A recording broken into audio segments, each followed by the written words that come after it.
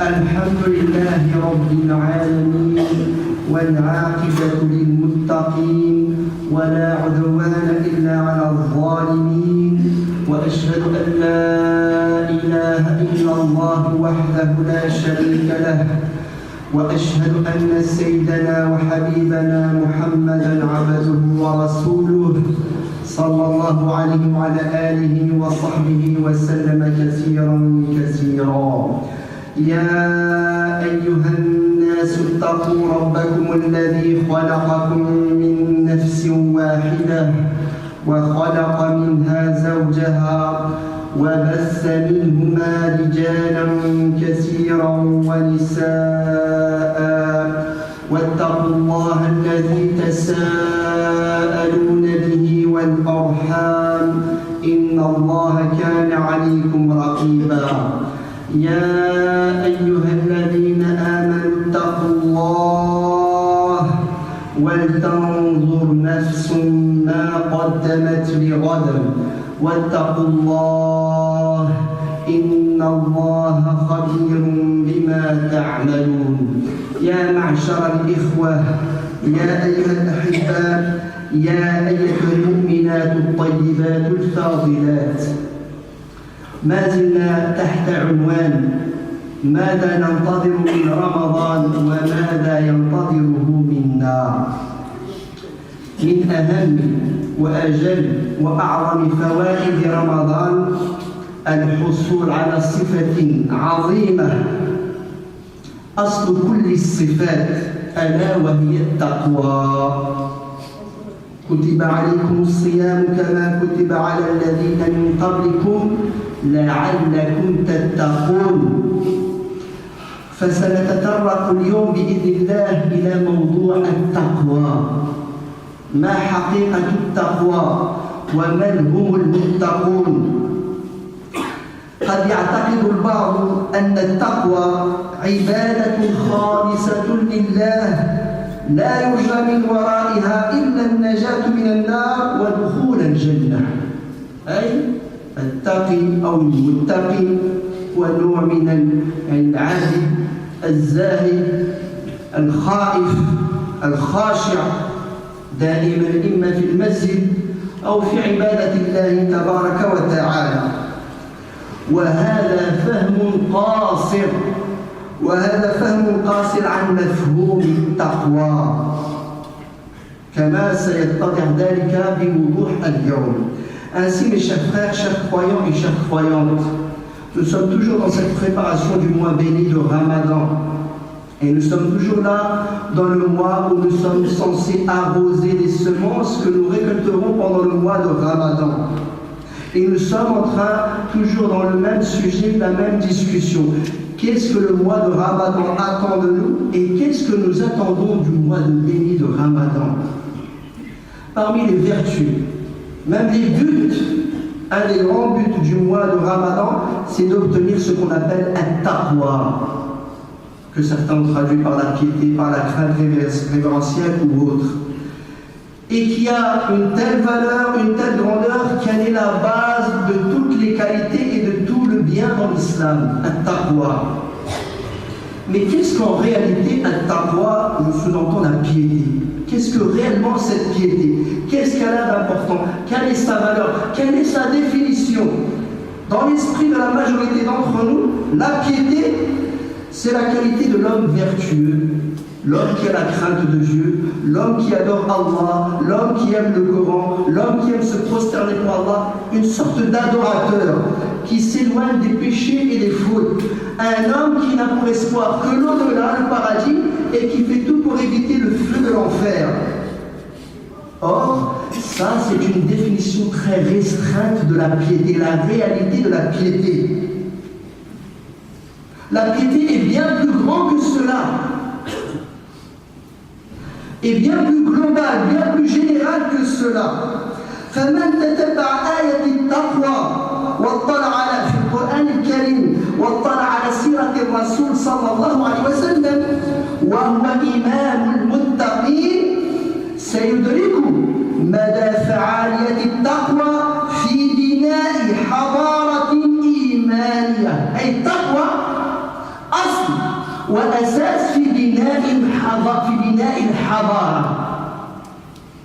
كأن الله أمرنا بالصيام كي نجدد المجتمع ونصل إلى مستوى حضاري عظيم مبني على الإيمان قائمة يعني في بناء حضارة إيمانية قائمة على تحقيق التوازن المادي والروحي للإنسان.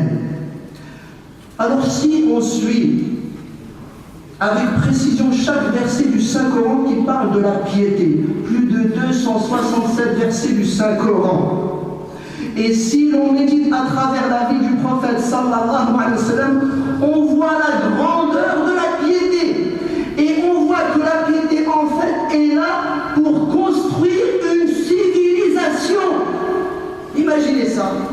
En fait, la sagesse du Ramadan serait de changer la société et d'amener une civilisation nouvelle, basée sur la piété. Une piété basée sur la foi. Et cette foi ou cette piété serait là pour concrétiser l'équilibre besoins matériels et les besoins spirituels de l'homme. Voilà la réalité de la piété. يقول أحد العلماء وهو الدكتور محمد عثمان النجاتي يتضمن مفهوم التقوى أن يتوخى الإنسان دائما في أعماله الحق والعدل والأمانة والصدق وأن يعامل الناس بالحسنى ويتجنب العدوان والظلم وكذلك أن يؤدي الإنسان ما يوكل إليه من أعمال على أحسن وجه لأنه دائم التوجه إلى الله تبارك وتعالى. Et un de ceux qui ont le mieux décrit la piété, le vrai sens de la crainte pieuse, du muttaqi. Al-muttaqi, écoutez bien, on ne le reconnaît pas par sa tenue vestimentaire, on ne le reconnaît pas par son apparence, on ne le reconnaît pas par son adoration. C'est bien plus grand que cela. Il est là pour changer le monde. Ce grand savant qui est Othman Najati nous dit le sens profond de la piété sous-entend que l'homme va étant vers la perfection de ses œuvres à travers la vérité, la recherche de la vérité, la recherche de la justice, la bonne foi, la loyauté et la sincérité. De même, il agit avec les gens à la perfection ou avec l'excellence. La qualité et l'excellence que nous verrons en évitant l'injustice et l'oppression.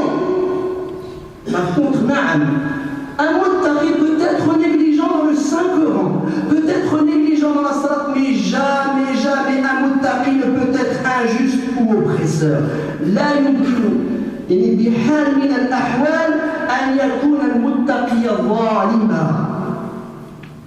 Donc, en évitant l'injustice et l'oppression, et de même, il accomplit tout ce qui lui a été demandé de la meilleure façon. Il accomplit tout ce qui lui a été demandé de la meilleure façon.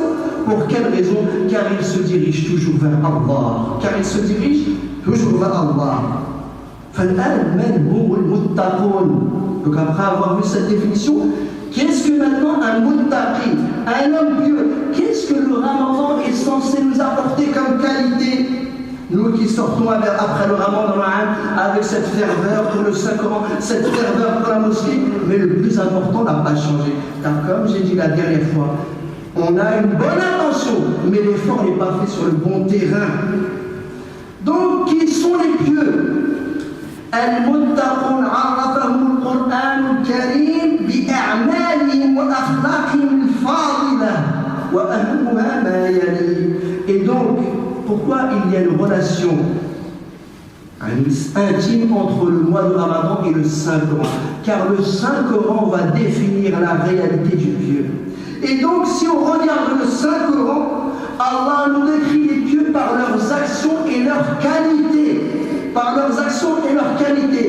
Et les plus importantes, la base de ces qualités. Le pieux a beaucoup de qualités innombrables, mais hélas, nous avons focalisé sur des qualités secondaires qui sont liées au pieux.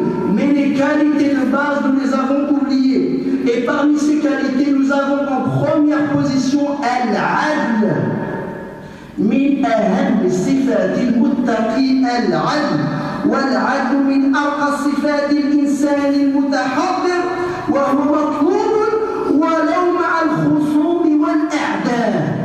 هذا هو المتقي، الإنصاف والعدل مع الجميع، لقول الله تبارك وتعالى ولا يجرمنكم شنآن قوم على ألا تعدلوا، أي عداوات القوم على ألا تعدلوا، اعدلوا هو أقرب لما هو أقرب للتقوى واتقوا الله إن الله خبير بما تعملون. Et donc en première position, la piété est censée nous apporter la justice. Être juste et équitable, une des premières qualités du pieux. La justice et l'équité, qui est une des plus grandes qualités de l'homme civilisé. Et hélas, l'Occident nous a dépassé dans ça, qu'on le veuille ou non. Même si ça reste aléatoire ou relatif, mais dans la civilisation, dans la société, La justice et l'équité envers chacun est plus pratiquée dans l'Occident que chez nous. Or, c'est la qualité première du pieux, du vertueux. Et pas seulement. La justice et l'équité envers tout le monde, même tes ennemis et ceux qui te font du mal. Et c'est ça qui est magnifique dans l'islam. Et c'est ça qui est grandiose. Allah nous dit dans le Saint-Coran, ô vous qui croyez, soyez droits devant Dieu, témoignant selon l'équité, que la haine envers certaines personnes ne vous incite pas à vous montrer injuste. Et Allah nous dit, soyez justes, vous vous rapprocherez ainsi de quoi? De la piété. Soyez justes, vous vous rapprocherez ainsi de la piété, craignez Dieu. Voilà le sens de la crainte. Craignez Dieu. Dieu est parfaitement instruit de ce que vous faites. وكذلك من صفات المتميزة للمتقين الوفاء بالعهود والمواثيق مع جميع الناس كذلك. والوفاء بالعهود والمواثيق من لوازم الصدق والعدل، وهو بدوره واجب تجاه الصديق والعدو مع المؤمن والكافر. وقد أمر الله المسلمين بالوفاء بالعهد مع المشركين ما داموا على عهدهم ولم يقاتلوهم، أي هم مشركون. ربما يبغضون المسلمين ولكن ما داموا لم يقاتلوننا، لم يعتدوا علينا مباشرة، فينبغي لنا كمتقين مؤمنين أن نوفي بالعهود ولا نخون أحدا.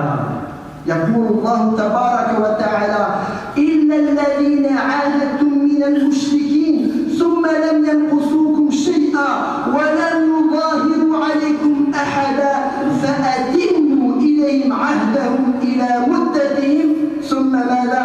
إن الله يحب المتقين. إن الله يحب المتقين.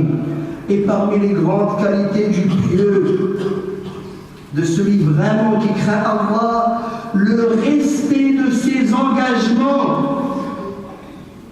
Tenir sa parole et respecter ses engagements, et de même avec tout le monde. Ça suffit, ce sectarisme. On nous dit l'idéologie faussée. Ils nous ont fait du mal, on leur fait du mal. Ils nous ont agressés, on les agresse. Et on devient des gens mesquins, vils, presque des qualités qui se rapprochent de l'hypocrisie. Bon entre nous, parce que je t'aime bien, tu fais partie de mon clan, et méchant avec les autres. Ça, c'est tout à fait contraire au pieux. Allah nous demande de respecter nos engagements, d'être fidèles à nos engagements avec tout le monde, l'ami comme l'ennemi, le musulman comme le non-musulman. Qu'est-ce qu'Allah nous dit dans le Saint-Coran? Et Allah va plus loin, Allah nous dit même avec les idolâtres. Quels idolâtres? Les idolâtres de la Mecque. C'est-à-dire, c'est un idolâtre. Tant qu'il ne t'a pas déclaré ouvertement la guerre. Comme ça, ouvertement, je te hais et pour cette raison, je te déclare la guerre pour ton islam. Pas pour ta couleur de peau, pas pour ton injustice, pour ton islam. Là seulement, tu te défends. En dehors de ça, tu respectes tes engagements. Même si tu sais clairement qu'il déteste l'islam, mais tant qu'il n'a pas agi à faire du mal, tu dois respecter tes engagements avec une âme. C'est ce qui est marqué dans le Saint-Coran. Allah nous dit dans le Saint-Coran, à l'exception des associateurs avec lesquels vous avez conclu un pacte et qui par la suite ne l'ont pas violé et n'ont pas prêté assistance à personne contre vous, respectez pleinement le pacte conclu avec eux. Allah sait très bien que ce sont des idolâtres. Peut-être même qu'ils détestent l'islam, qu'ils détestent le prophète, mais Allah ordonne aux musulmans: respectez pleinement le pacte conclu avec eux jusqu'au terme convenu. Dieu aime quoi?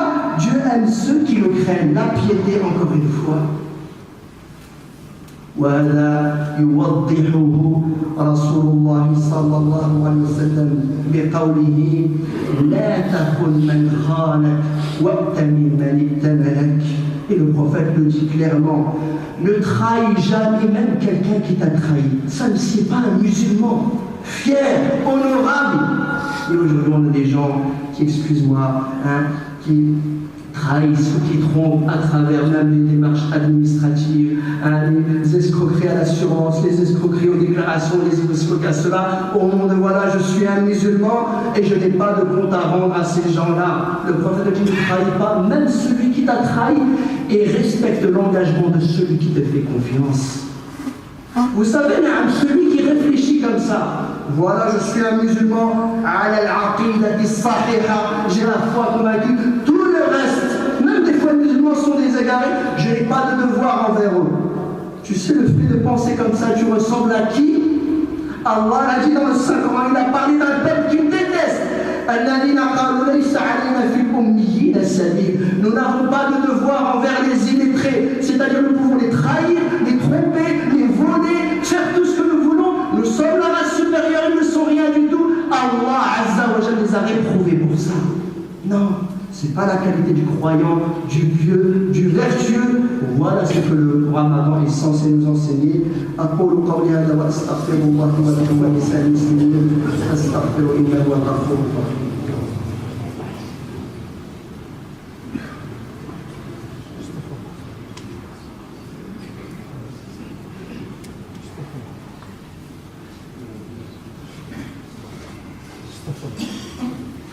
الحمد لله رب العالمين نحمده ونصلي على رسول الكريم صلى الله عليه وعلى آله وأصحابه أجمعين. من صفات المتقين كذلك التعارف والتواصل الإنساني. المتقي ليس بحزبي ولا مذهب إنساني، إسلام إنساني، فيدعو إلى التعارف والتواصل الإنساني. والتعارف والتواصل الإنساني ضرورة اجتماعية وحضارية أقرها الإسلام،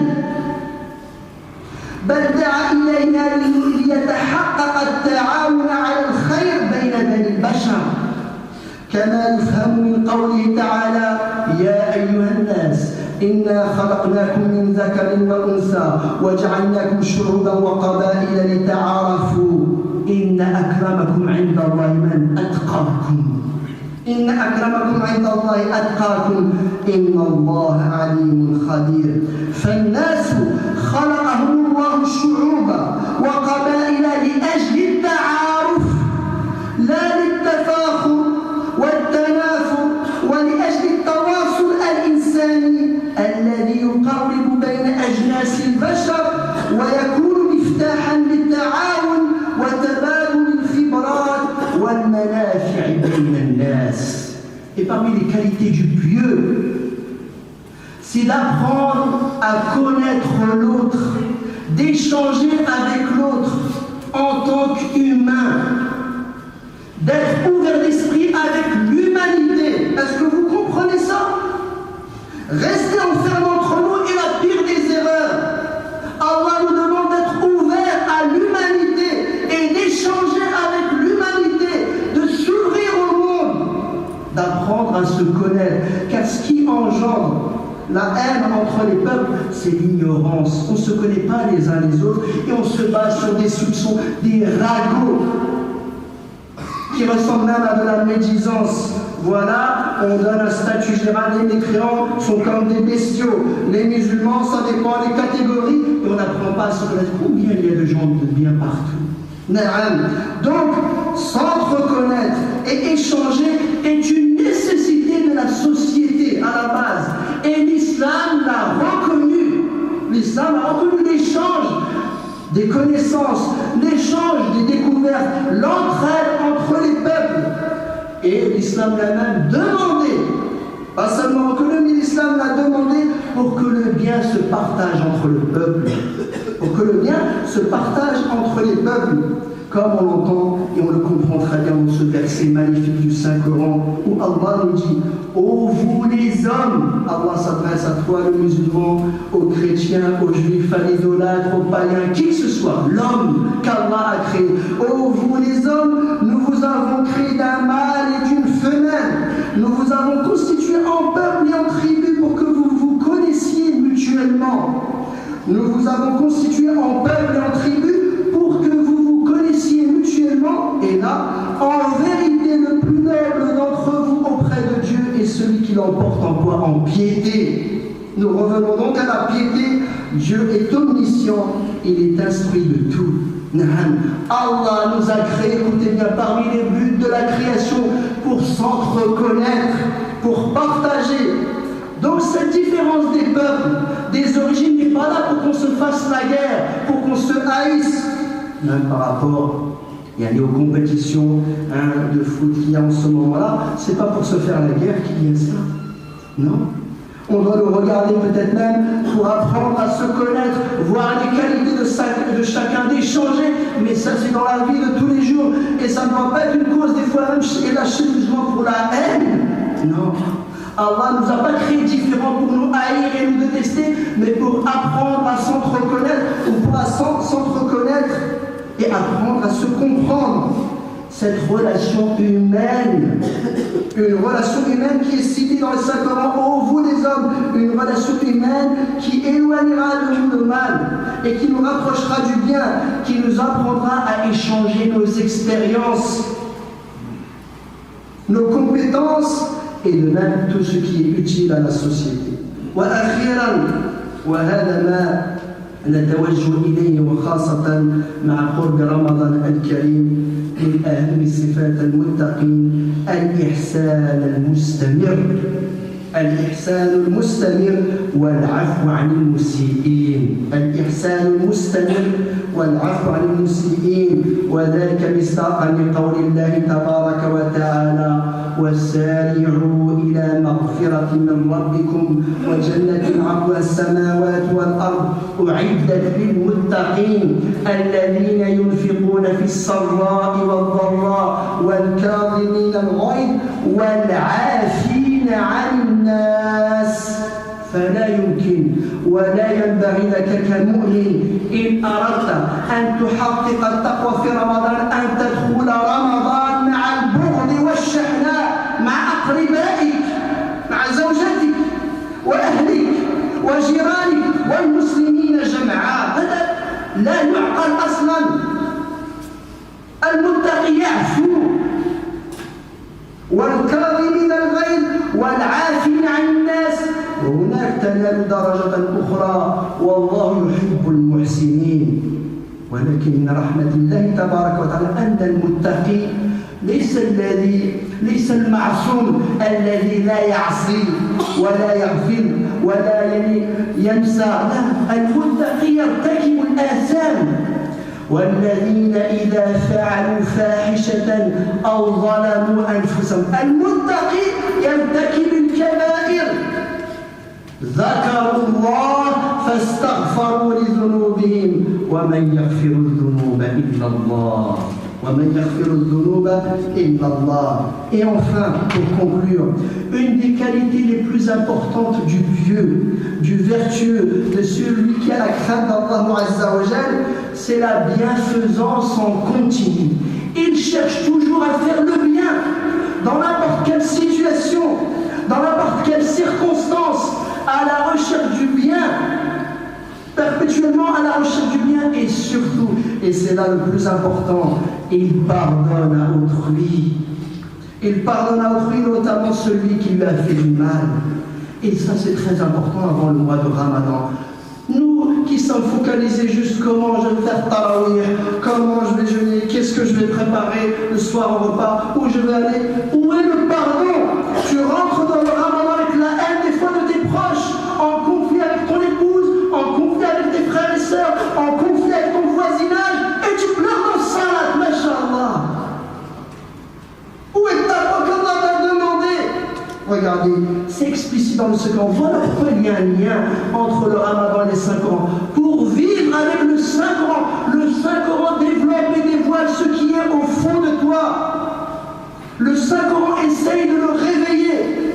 hélas, peu de gens y sont conscients.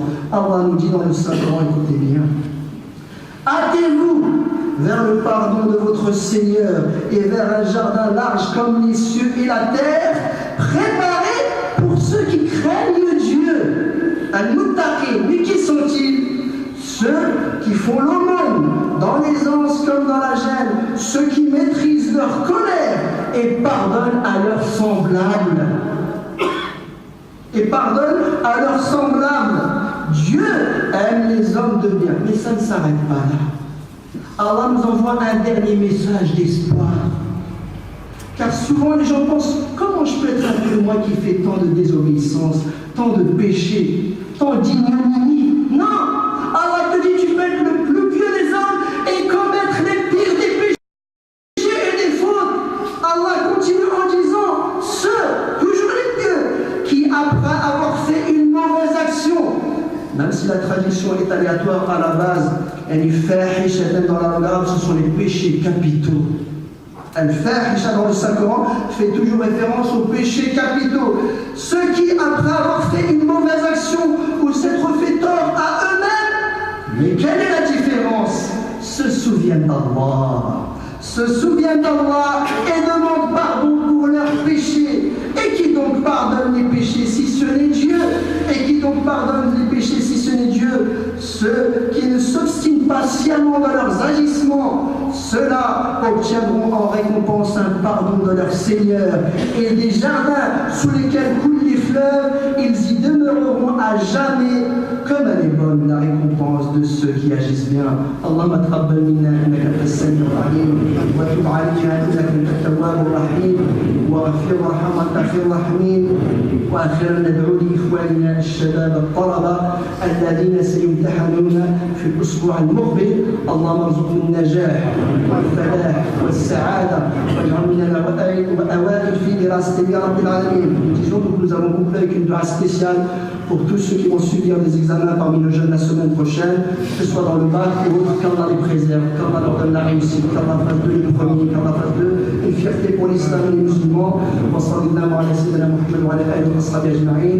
اللهم اشف مرضانا ومرضى جميع المسلمين وارحم موتانا وموتى جميع المسلمين. اللهم ألف بين قلوبنا، اللهم اجمع شملنا ووحد صفوفنا يا رب العالمين.